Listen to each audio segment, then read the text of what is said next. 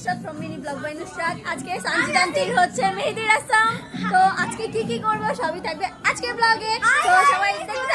এখানে সিম্পল একটা ডেকোরেশন করেছি আমরা। এখানে বউ, এই যে পিছে এটা, আচ্ছা এই যে এখানে মেহেদি পড়বে এখন। এই ডেকোরেশন আমি করছি গাইস, বাতাসে উড়ে যাচ্ছে, যা পারছি তাই করছি। এই যে এগুলা খালামুনি করছে, এটা খালামুনি করছে। এই যে ইশরাক, হ্যাঁ না সুন্দর লাগতেছে, খুবই সুন্দর লাগতেছে। এই যে সবাই বসে আছি, মেহেদি রাসম শুরু হয়ে যাচ্ছে। ওই যে ওখানে মেহেদি পরাই দিচ্ছে বউকে, এখানে আমরা গান দেখতেছি। আর এই যে গাইস, এই যে আমি চিপস খাচ্ছি, ওকে দিব না, আমি খাবো। আমার লাগবে না, আমার আছে। ওকে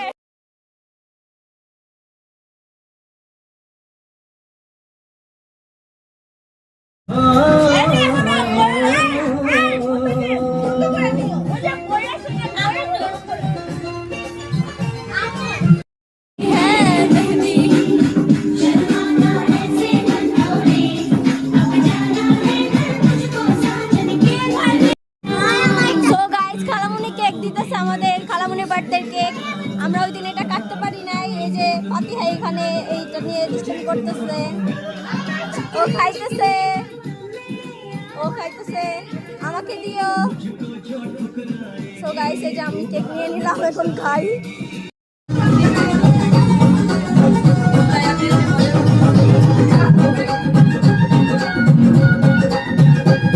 এখন আমরা কয়েকটা ভিডিও করলাম, বউকে মাঝখানে বসায় এখন হচ্ছে একটু গুছাবো। দেন মেহেদি হচ্ছে সাথী আন্টিকে লাগানো স্টার্ট করছে, আমি আর জান্নাত। আর বউ তো মেহেদি লাগাইতেছেই।